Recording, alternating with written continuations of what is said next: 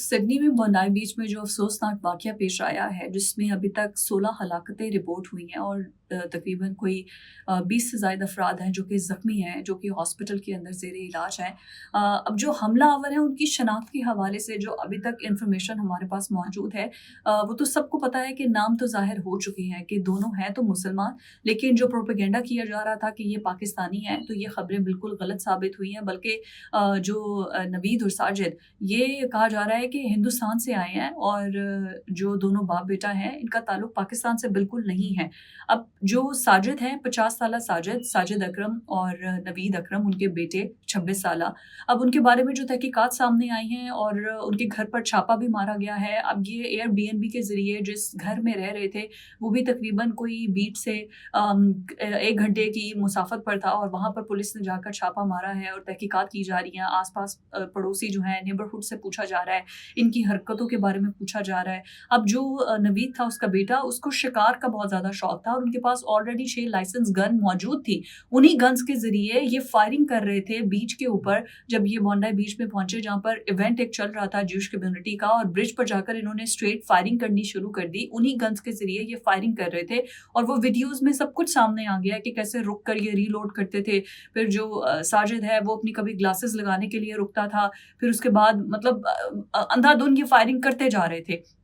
अब उसके बाद जो उसके बेटे के बारे में जो तहकीकात अभी तक सामने आई हैं, जो कि ज़ख्मी हालत में है और हॉस्पिटल के अंदर मौजूद है। बाप तो अब फायरिंग से ही पुलिस ने उसको वहीं पर हलाक कर दिया था, तो उससे तो अब तहकीकात नहीं हो सकती हैं। लेकिन जो उससे बेटे से आगे तहकीकात होंगी तो पता चलेगा कि आखिर वजूहात क्या थी। लेकिन अभी तक जो सिडनी पुलिस और ऑस्ट्रेलियन गवर्नमेंट जो है, वो उसको कन्फर्म कर रही है इन दोनों की शनाख्त के हवाले से। उसमें उन्होंने पाकिस्तान का कोई नाम नहीं लिया कि इनका पाकिस्तान से। हाँ, उन्होंने ये बताया कि ये 1998 में स्टूडेंट वीज़ा पर ऑस्ट्रेलिया आए थे, लेकिन उनका बेटा जो है वो ऑस्ट्रेलिया में ही बॉर्न एंड रेज़ है और उसके जो जहाँ पर वो काम करता था वहाँ तक पहुँचे। फिर उसमें बताया गया कि ये बहुत मेहनती लड़का था, अजीब था, किसी से ज़्यादा घुलता-मिलता नहीं था, बॉक्सिंग का शौकीन था और बॉक्सिंग करते हुए इसकी रिस्ट जो है, कलाई जो है, वो टूट भी गई थी, जिसकी वजह से ये तकरीबन इसको साल डेढ़ साल का रेस्ट था और ये कोई काम नहीं कर सकता था। और जो उसका बाप है, उसका ईंटों का काम था, लेकिन वो दिवालिया हो गया था कोई 2 माह के करीब, 2 माह पहले ही, और वो बिल्कुल बिज़नेस जो है वो ठप हो गया था। और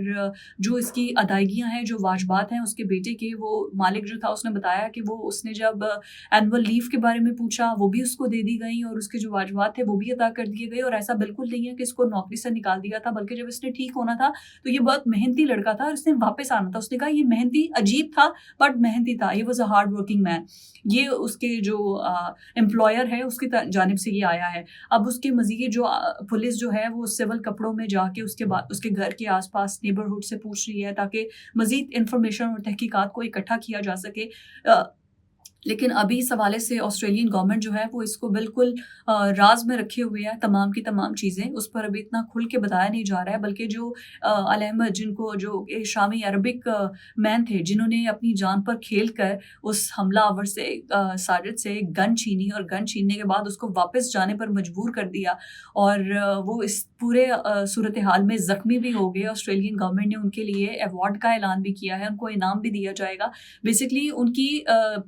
फल फरोश थे वो, और वहाँ पर सिडनी के अंदर ही उनका जो कारोबार था वो फलों से मुंसलिक था और उसके बारे में मज़ीद मतलब पूरे सोशल मीडिया पर उनको ट्रिब्यूट पेश किया जा रहा है कि किस बहादुरी से, स्टिल ही इज़ अ मुस्लिम। आप ये देखें कि एक मुसलमान ही आया जो आगे आया, कितनी बहादुरी से, 43 साला शख्स है और उसने बहादुरी से जो है वो चलती गन जिस पे वो फायरिंग कर रहा है, स्ट्रेट फायरिंग कर रहा है, और उससे वो गन छीनी है। गाड़ियों में से पीछे से निकलते हुए वो आया, उससे गन छीन के, उससे गन छीनने के बाद खुद भी ज़ख्मी हो गया, लेकिन उसको वापस जाने पर मजबूर कर दिया। लेकिन चूंकि उनके पास ऑलरेडी लाइसेंस्ड गन थी और उसको तकरीबन 10 साल से उनके पास ये असलहा के लाइसेंस थे और वो गन क्लब के मेंबर भी थे और उनको शिकार का बहुत ज़्यादा शौक था और 6 लाइसेंस्ड गन उनके पास मौजूद थी और वो वही लाइसेंस गन जो उनके पास थी वो लेकर आए थे और वहीं से वो रीलोड करते थे और वहीं से वो स्ट्रेट फायरिंग करते थे। बैनी शाहिदीन जो है वो बताते हैं कि हम इतना खौफजदा हो गए, इतना डर गए कि कहाँ से फायरिंग हो रही है और फायरिंग इतनी ज़ोर से होती जा रही یہ ایسا لگ رہا تھا کہ جیسے فائرنگ کبھی رکے گی نہیں، لیکن پولیس وہاں پر جو ہے وہ کوئی 7 8 10 منٹ کے بعد جو ہے وہ وہاں پر پہنچی ہے، اور اس کے بعد پولیس نے جو ایک حملہ آور تھا اس کو تو وہیں پر فائرنگ کر کے جو ہے وہ ہلاک کر دیا. جو دوسرا تھا وہ زخمی حالت میں تھا نوید، اس کو اب اریسٹ کر لیا ہے اور اس سے مزید تحقیقات کی جائیں گی اور اس سے مزید تفتیش سامنے آئے گی کہ آخر انہوں نے یہ انتہائی قدم کیوں اٹھایا. اور اس کی پرسنالٹی کے حوالے سے جو ہے وہ تو آلریڈی سب کچھ پولیس تحقیقات کر رہی ہے. جہاں وہ کام کرتا تھا، جہاں پر وہ رہائش پذیر تھا، اس کے آس پاس کا نیبرہڈ، اس کی ایجوکیشنل بیک گراؤنڈ کیا تھا، کیا اس نے پڑھا، کسی ایسی